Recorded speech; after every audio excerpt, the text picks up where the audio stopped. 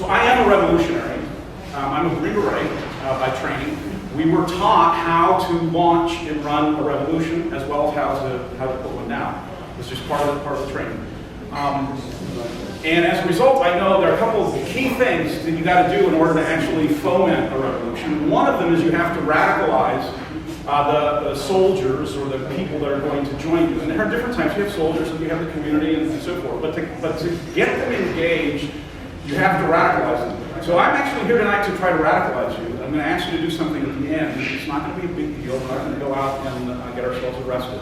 But that is, I am a revolutionary. This is a revolution.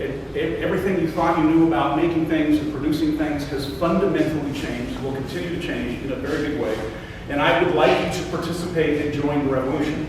Along those lines, I actually wrote a book, which we'll talk about in a minute. But first, Wayne asked me, like, why don't you basically kind of talk like we do over the kitchen table sometimes, and just muse with them a little bit about what you're thinking about. So I'm going to do two phases to this. I'm going to talk about the greater context within which the maker movement and this digital hardware revolution is coming out of, and some of the just early thoughts. I don't have this fully formed. Later, I'd like to have an ongoing conversation about it, but it's fascinating to me the profound amount of changes that have happened in the globe just in the last 10 years. I just had a couple of different categories. Market access. It used to be very difficult to get a product into the market. You had to convince a buyer at a channel somewhere that you had enough whatever, great product, good manufacturing skills, right background, right kind of marketing. There were gatekeepers to be able to get something into the market. It was basically very, very difficult, other than maybe the small mom and pop. And then eBay came along and blew that up. And then Etsy came along and re-blew it up. And now social media has come along, and you can reach, if you've got something that's interesting, you can reach hundreds of thousands of people that you never had access to before. And that just happened in the last decade. Now, eBay was there before, but Etsy, social media, the ability to actually touch a market in a friction-free way has never existed. Right? 500 years ago, you had to actually trundle your stuff to the market on a Sunday. 10 years ago, you had to somehow get it through the channel and get it on the shelf. Now, nobody cares, as they say, if you're a dog. They don't care if you're 8 years old. They don't care, this is interesting, if you're a former violent federal offender. You can now launch a business and sell it into the channel online and nobody cares. That is an enormous change. Markets have access to markets has fundamentally changed in the last decade. Capital access. And both the formation as in large tools as well as finance. When I started doing new products a long time ago, somebody had this great idea. I said, okay, we're going to take this. I went to the attorney and said, I want to form a corporation, and just to let you know what I'm going to do is I'm going to take an advertisement out in the LA Times to let everybody know that they should invest in my company, and everything's going to be great. And he says, no, you're not. I said, well, what do you mean I'm not? Of course I am. What else am I going to do? He says, no, it's against the law. The SEC won't allow you to advertise that you're trying to raise money. And I was 20 years old. I was like, well, why would they do that?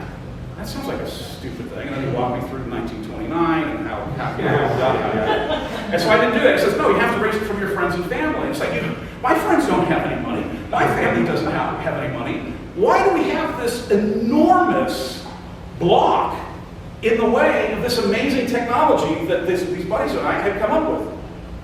That's a big problem. It has been a big problem for a very long time, until about September 21st, 2 years ago, when the SEC tore those walls down. Now you can actually raise money by advertising. This is huge. You have never been able to do that in your career until about 2 years ago. Of course, now we have Kickstarter and Indiegogo, where you can go out and get capital very, very quickly, and I'll talk some more about that. So here we have on one end, we now have access to markets in a way we've never had in all of history, which has just happened in the last 10 years. We just had the unwinding of one of the largest blocks of raising capital that we've had in place for the last 80 years, roughly.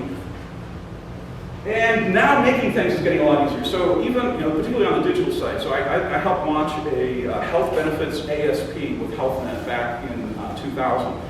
We spent $30 million on just the hardware. Right? We had the runtime version, and then we had the backup, and then we had the production, the the prototyping server, then we had the sandbox. We had $30 million. Now, as everybody knows, you go AWS, you can spool these things up and down, and you can do it probably, you can probably do that entire thing for like $1 million. Like there's no way you can spend $30 million on a software company now. That's happened in the last decade. What I just demonstrated, and I'll talk some more about that towards the end, we have companies that are launching out of there for a few $1,000s. Fairly substantial companies. Right, this is what got me excited early on. I ran into the founder, and I did a stint at Kinko's for a while, and I overheard him. He said, it's kind of like Kinko's for geeks. And I went over my court and was like, I am Kinko's for geeks. I networked the entire Kinko's network together. We pulled T1s into all 800 locations. We created an app so that you could upload files instead of having to actually physically be there. You know, on Thursday night, we were just a copy shop. The next day, we were the largest distributed manufacturer on the planet. My team, we are Kinko's for geeks. What are you doing? He says, well, just like you give people access to copy machines, I give them access to machine tools. I said, no, you don't. That's the stupidest idea I've heard of in a long time. And then he took me over there, and sure enough, I saw it. I saw these amateurs working on professional tools, and I thought it was kind of crazy.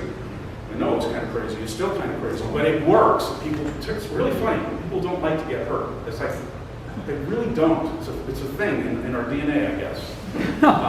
And so thankfully, we haven't had any real major accidents. We've been at it now for 10 years.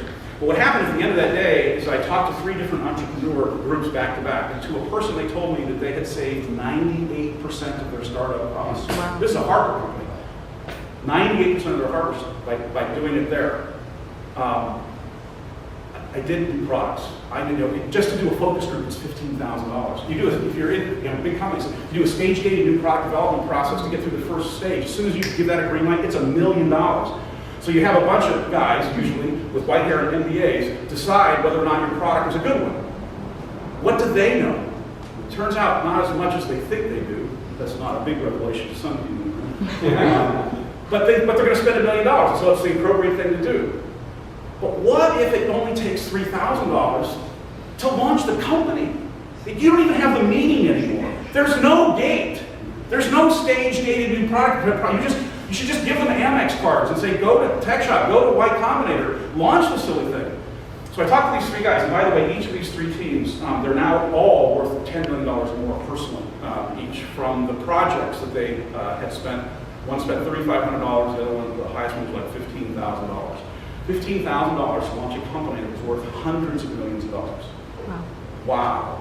Everything has fundamentally changed, but not everybody knows about it. And then just to hit a couple of others, right? So what's going on? So we've got social, it's entirely new, the ability to go out and talk with folks. I mean, I was telling you earlier, when I went into service, I moved across the U.S. and I talked to my parents once every 2 weeks for 5 minutes on a payphone, and I called collect. And so they talked to me 10 minutes a month, and if not a good month. And I was gone for 12 months or longer. Now I FaceTime my kids in college all the time. Like this disconnect that I had, they're not experiencing. I text my kids all the time. It's crazy. That didn't exist just 10 years ago. Like, this is less than 10 years old. The software as a service, I already talked about. Access to markets, iPhones. This GPS in these iPhones is done, I live on Uber now. The technology embedded this thing, again, didn't exist 10 years ago. Crowds, which we're a company of, Crowds is in crowdfunding, Uber, Airbnb, and so forth. Now we've got drones, VR, AR, AI. Holy cow, things are changing really, really, really, really, really fast. Not in the transition. But I want to continue this conversation because I don't think we've even begun to kind of grok how wild of a world we're moving into. And I don't think we've made the aggressive modifications we probably need to actually fully realize it. Namely because we're focused on the day-to-day, we're doing our thing. But it's really fascinating to think, like if you had, I talked to a guy the other day who'd been in prison for like the last 15 years, and he came out, and it was like lava. Holy cow, what happened? That's only happened once or twice in all of human history in that short period of time. He had no idea how to cope for a little while. So I wrote the book, Make a Movement Manifesto. I already told you, revolutionary, I really believe it. But there's something else that's going on with the making that I want to talk about. This is kind of really fun. You are designed to make. We are we're living in this really weird time when for the last 6,000 years, if you wanted to get something, you made it, or you went to somebody in your community and they made it for you. We started with the Industrial Revolution and everything moved into these big cities, and we had to because the capital cost of the equipment was so high. We actually had wars and communism as a result of that kind of craziness. But now we're moving into an era where the tools are not cheap. The ability to design is cheap, and just about anybody now can actually design and produce what it is they want. You have 3D printers, you can do it at home. You'll be able to do shorter supply chains, all kinds of different materials, you'll be able to do it locally. That's the near future. So I think in about 100 years, we're going to look back and we're going to go, wow, those people lived in this really weird time when the stuff that they bought at a store wasn't stuff that they had designed or that they knew about or they knew the design. It was just like that was a really bizarre experiment for 200 years. We're living in something that isn't normal. Beyond that, I'm going to do two things. So I don't care whether you're religious or not. If you're if you're an evolutionist, then what's this thumb for, right? It's for managing tools. Well, who made the tools? We made the tools. Like, so what distinguishes us, what makes us human from an evolutionary biology perspective is that we make things. Now, there may be some other things, but that is one of the fundamental distinctions is we actually make the environment that we operate in. We make the tools. We are makers. If you're religious, I think this is a little more fun, just look at the first chapter of the Quran, the Bible, and I'm missing, what's the other one? Just read that first chapter. Like it's 26 verses, something like that, and it says, God made, God made, God made, God created, about 23 times. And at the end of it, it says, and God made you in his image. All right, what do we know about you? At the end of that whole first chapter, what do we know about you? Creative. You want to make things. Like if it's true, then you want to make things. And this is across the entire Judeo-Christian reality. We were here to be able to create. It's fundamental to what it means to be human. And we just happen to live in this really bizarre period when it wasn't the day-to-day and normal activity. But because it's fundamental to what it means to be human, even if you're an evolutionary biologist, I'm going to talk about some stuff in a little bit. It's a lot of fun. So you saw section. I'm going to skip through this because I managed to. You already managed to do that. So the important thing is we're community-based. I talked about the CNC thing. So the ability to design something in 3 dimensions, modeling and printing it out, I believe is going to be the same requirement. Like you now know how to do PowerPoint, Excel, and Word. You don't have a choice to operate in a modern environment. You know those. In the not-too-distant future, in order to operate, you're going to have to be able to manipulate things in 3 dimensions, and you're going to have to know how to do it. It's just it is what it is. What's cool, again, if you learn how to do that, you can make things out of steel, you can make things out of plastic, you can make things with lasers, to etch, cut, build, all kinds of fun stuff. But again, the most important thing is the community. Don't get distracted by the tools. Those are on-ramps. The tools are on-ramps to build a lifestyle around the community. So I get asked all the time, has anything serious come out of the maker movement? Like, if you've been to the Maker Faire, like, it's cool, right? All the little kids are running around. Somebody teaches the soldering. Where did she go? She teaches the soldering. All the kids come and they put little blisters on their fingers. It's awesome. And then you got the burners there with those big, giant colossus boulder things flying around. And of course, yeah, it's an absolute kick. But people think like, okay, that's the Maker movement. And I'm sorry, the Maker movement is much broader than that. And it's impacting education, it's going to impact politics, it's impacting economic development, it's impacting our lives across a number of dimensions, because actually it's weird. We live in a physical world, not a virtual world. And it's like 60% of the economy or more. It's the real reality. And so I get excited and say, yeah, we've had a few interesting projects come out of our store. So we've been open for 9 years. We're the oldest and largest, so we got some of the really cool stories. This is the world's fastest electric motorcycle. It did 218 miles an hour on the Bonneville Salt Flats. It was built in our Menlo Park location from the ground up. They did the carbon fiber fairing, they did the aluminum frame, they milled the wheels out, they milled and built the electric engine, the transmission, all of the electronics. They built the thing from the ground up. It cost them I think it was 40 grand. BMW couldn't touch this for 40 grand. They couldn't even hold a meeting for 40 grand. They couldn't do a focus group for 40 grand. These guys built the world's fastest electric motorcycle over a summer for 40 grand. What's really cool about it is it also won Pikes Peak this last year. Not only did it beat all the other electric motorcycles, it destroyed the entire motorcycle field. across the finish line 20 seconds ahead of the Ducati Monster Superbike. Wow. 20 seconds. This guy picked up a tenth of a second on every corner. Like most races are finished within a tenth of a second. He picked up a tenth of a second on that Ducati on every single corner. You can now buy one of these, by the way. You can go down to Menlo Park and go into their showroom and buy one of these and drive it down the street at 218 miles an hour. I recommend it. A parent came in, and he's one of our first members here in San Francisco. He says, Mark, I'm 62 years old. I just lost my job as an ad copywriter. I think I'm ever going to get a job as an ad copywriter again. It's like poor career choice 40 years ago. Who knew? So I'm going to make myself into a jeweler. I was like, sure you are. Good luck with that. And sure enough, he did. And he's got a really nice line of jewelry now. He's in like 35 museum stores, including the MoMA museum store here in town. Tina is an accidental entrepreneur. She came into the laser cutter class on a Wednesday night, got a call on a Thursday night from her in-laws. You got to come to little Bobby, her nephew's birthday party on Saturday. And she said, great, I didn't know what I was going to do on the laser cutter tomorrow, but I'll make cupcake toppers for all of the kids. And so she came in and cut little Joey's name and Jenny and shows up on Saturday, gives the stuff away, and at the end of the party, the parents show up and these kids have siblings, and the siblings don't have a cupcake topper. So she walked out of that afternoon with $200 in orders. Whoa. She didn't know she was in business.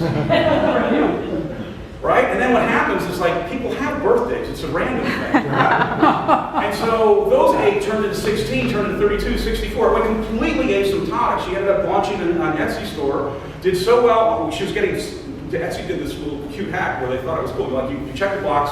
This one day it said if you wanted to get a text anytime you sold something. It's like, that's pretty cool. You check the box. But there was no way to uncheck the box. Oh. She burned her BlackBerry up. Like in 4 hours. Like she launched it, it made it on the front page of the Etsy store, and it just went brr, brr, brr, brr. It's going off all day long. She disappeared for a while. It's like, she came back and started in San Francisco here, and I said, hey Tina, I haven't seen you in a while. Like, what's going on? It's like, well, Mark, you gotta understand, I'm a social worker by training. That's what I've been doing before I launched my Etsy store. My husband's a social worker. We do like trade law and that kind of stuff. And so, we didn't get to have a honeymoon when we first got married. And so I just took my husband on a 6-month world tour. Whoa. Off of a laser cutter class. Holy cow. We actually have a guy who's not in this deck who was homeless, spent his last $50 to become a member, took the laser cutter class, and rebooted his entire life. He then went out and started a 501c3 to help other homeless people get back into the economy. David came and said, I don't know how to make anything. Well, I'm really good at email and PowerPoint. But I've been to the Maker Faire, and I want to become a Maker Pro, so I'm going to write articles about it for Make Magazine. I've already called Dale up, and they've agreed. I'm going to chronicle my journey. And sure enough, he took like 35 classes as fast as he could, dropped like $3,000 in classes. 9 months after he came in and said, I want to become a Maker Pro, he launched an underwater robot company. He picked up all the skills he needed to launch a robot company. He raised like $400,000 on Kickstarter. He's now considered a guru in citizen science. He's been to NOAA and OSHA. He's been all over the world. Scientists have packed these into both of the poles because they're scientists and they love to do fun things on the side. So if you've got nothing to do with the South Pole, you pull out your little personal project, go out to the edge of the ice, and you run your little ROV around it. It's crazy. 9 months, doesn't know how to make anything, to owning his own robot company. Britt quit her job at Google, came up, she was getting married, and wanted to make a bunch of stuff for her wedding. She had never made anything, other than like 6th grade, little pieces of wood gluing together and stuff, right? So she took all the classes, did her own wedding, all the centerpieces and the brooches and the greeting cards and all that, and she's clearly very, very talented.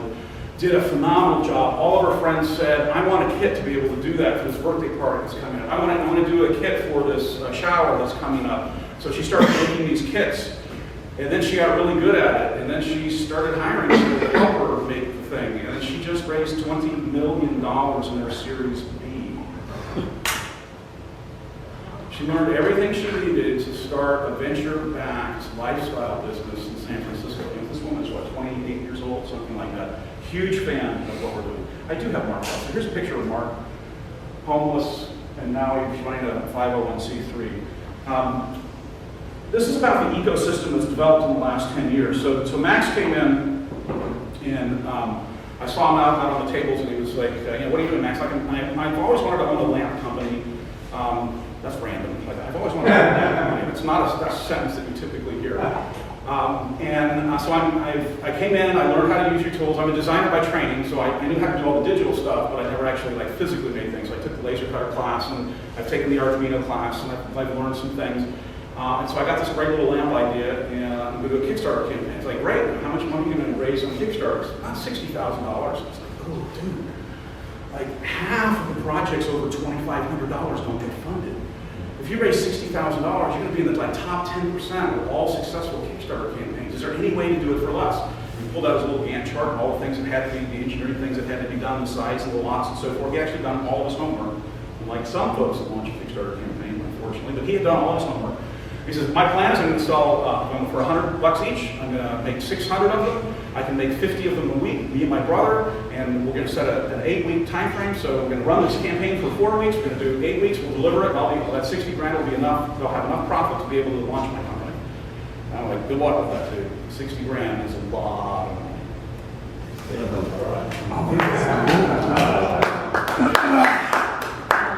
So he raised $480,000. He had to produce 4,200 of them in the same 8 weeks. Oops.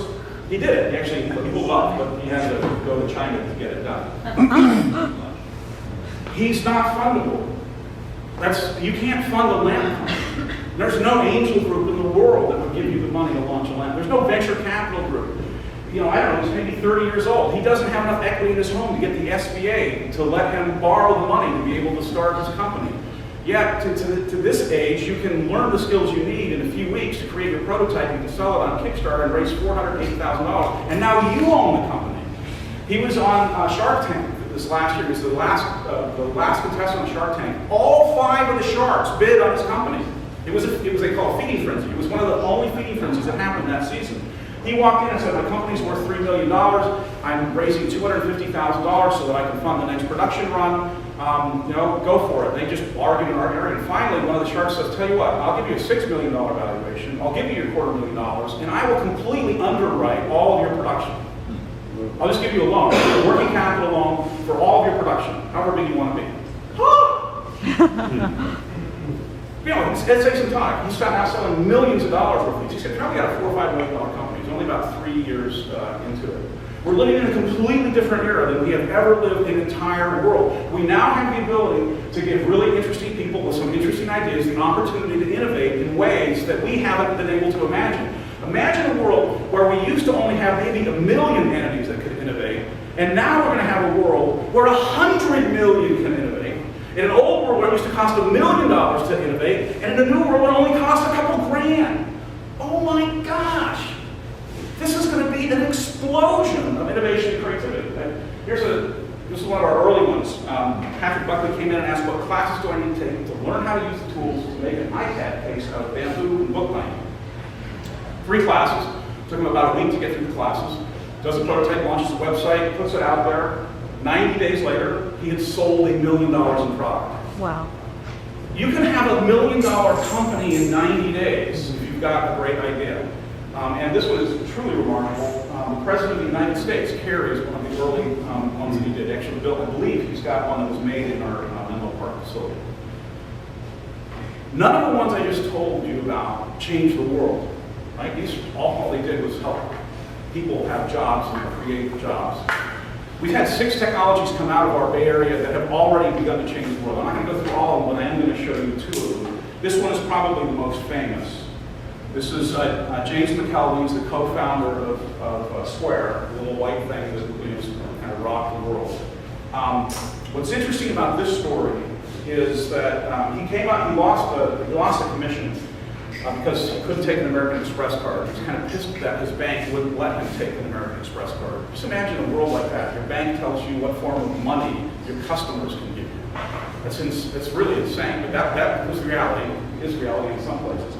So he calls his friend Jack Dorsey. It's nice to have powerful friends. He calls Jack up and says, hey Jack, I've got this idea, we've got phones, if somebody can pay their AT&T bill, they could probably take an American Express card, yada yada. So he comes to Silicon Valley, and Jack Dorsey and James pitch their idea to the 10 smartest investors on the planet, because Jack's got access to it, and they turn them down. Makes sense, right? Jack, what experience do you have in the point of sale business? What experience do you have in hardware? Who's this James guy? What does James do? Well, James is a glass blower from St. Louis. Like that, those meetings did not go well. They kick him out, say goodbye. No, Jack, when you have a software thing, great. James, give me your portfolio. I'll give it over to my interior designer. So James comes down to Menlo Park, takes the electronics class, learns how to build, learns how to lace, leverages the community to figure out how to build these 3 prototypes, the original 3 prototypes.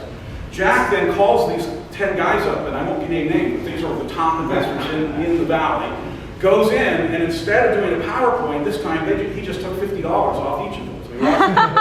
So it goes like this, give me your Amex card, black Amex card, by the way. Runs it through, took $50 off all of them. They kept $500, by the way, from those first which I think is one of the best parts of the story. It's genius. Like, who else charges VCs? And of course, they raised $10 million. The company's now worth $6 billion. They've got 1,000 employees. It's completely upended that part of the industry. So 2 stories here. One, the one that I've already been preaching, right? Hey, we now live in an era where a glass blower from St. Louis can learn the skills that he needs to build a prototype to change an entire industry sector. Wow, that's amazing. The other story here is if Jack Dorsey, one of the most successful entrepreneurs of a generation, can't get the smartest investors in the world to invest in his company without a prototype, how are you going to do it? How if you're at a company, how are you going to get the management team to agree to let you do something? If you're in marketing and there's no way somebody in marketing, you don't have the right, you don't have the background, you don't have the experience, and you can't get into my stage gate new product development process. What's cool is that is simply no longer true. And if you do have enough gumption and a great idea, you can launch a company. Sometimes really big ones. This is my favorite one. So this came out of the Stanford Design School. It's an incubation blanket, portable incubation blanket, and there's a polymer pouch that goes in the back here. You heat it up, you stick it in here. And the problem it was trying to solve, or it is solving, it turns out if you're born 2 to 3 weeks too early, your hypothalamus isn't fully developed, and you have about an hour, I call it the golden hour. You got an hour to get to an incubator, or you die. 500,000 babies die annually from that condition alone, just from being 2 weeks too early, and you can't get to an incubator. So Jane and her team said, well, let's create a little papoose of some kind that could extend that range, beyond an hour. And they did. At Stanford, they were able to get it up to 1 more hour. So they came out of Stanford, actually, they graduated, so they were kicked out of the lab. Note to self, if you have labs in universities and high schools, why aren't they open to the public? The public, in many instances, pay for them, at least in our state schools, right? We pay for these, and we don't get to play with them for whatever reason. That's broken. So Jane couldn't continue to innovate. Historically, that would have meant that she would have gotten a job at Facebook or Google, right? She would have just left Harvard and gone off and done social media. Instead, for $150 a month, she took her team in the tech shop and hung out, and this is when magic happened. Naganon was the chemist. You can tell he's got decades of experience in chemistry. And so he was hanging out working on the pouch, and somebody with decades of experience in polymer chemistry from a major research institute along the channel here came over and said, Naganon, what are you working on? Can I help? Why are you using that polymer? You're trying to, no, that's just not going to work. It won't scale. What's your objective? Like more hours? Well, why try this one? Within 3 weeks, they had collaboratively concocted something that would last for 4 hours instead of 1. You get, okay, that's a 3-fold increase, but actually we drop this in a circle, you have it's geometric. It was a 900% increase in the effectiveness of the blanket. Wow. This thing has saved 200,000 babies so far. Wow. Jane is one of my heroes. She didn't know how to make anything, And now she's head of a nonprofit that is saving babies. All right, so here's the challenge. I want to radicalize you. Don't be afraid. So there are two stories. One, my wife developed an allergy to roses about 5 years ago, which for a guy really sucks, right? All of a sudden, Valentine's got a lot harder. Can't hit the grocery store on the way home, buy a bundle of roses and give it to her. Don't do that. So instead, I was an idiot. I went to Tiffany's instead and got her a nice little locket. Right? So that was my next Valentine's present, was a Tiffany's locket. So she sent one. This was a major upgrade. Went from a raggedy bag of roses to Tiffany's. So we got that story in the background.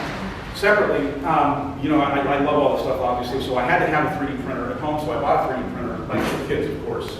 And I set the 3D printer up.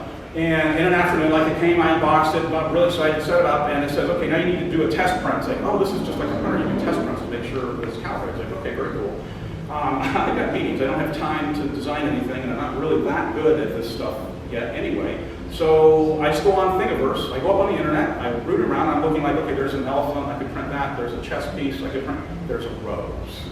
Oh, was that cute? I'll just print the rose out. So I download the rose in about 15 seconds. I rip it, as they call it, to get it ready to print. I set the thing up, and I hit print, and I walk away. Total lapse time, 2 minutes max, right? And then I do my meetings, and my wife comes home in a little bit, and when she comes in, I go, hey babe, look what I made. Hero. Hero. This is on our headboard. Like, I don't understand. This is my second one. I don't understand why it's on the headboard. This thing is ugly. You can see where all the mistakes were. You can see the striations. It's not even a pretty color. It's like 29 cents in plastic. Right? That wasn't the point. It's like I thought of her during the day. I recognized that I hadn't been able to give rose. This is the first rose I'd given her in 5 years. That was really meaningful. So here's the challenge. I want to radicalize you. You need to feel with this than the little trinket I got at Tiffany's. This is part of the human condition. This is normal. It shouldn't be. It should have been a surprise, but it even was to me. So, kind of in conclusion, I want to do some talking about what I just covered. We are living in an entirely new era. The human condition, we've never experienced this before. The pace of change, the depth of the change, access to tools, access to market, access to knowledge, we've never had that before. And it's accelerating, right? We've got AI, we've got VR, we've got all this other stuff that's happening. Yet, we're still conducting our lives like it's 2001. We haven't modified what we're doing. We're not engaged. It's only 15 years ago, but it was completely different 15 years ago. So what my question is, again, the way you get radicalized is you do one thing differently. That's the first step. If I can get you to do one thing differently, you will be on that path. You can bail out anytime you want, right? But if I get you to do one thing. So my question, and what I want you to talk about with one another, is given the 3 episodes, if you've been here 3 times, about digital that you've heard, what are you going to do differently at work? And what are you going to do differently in your personal life as a result of the reality that we are living in the most creative era in all of humanity?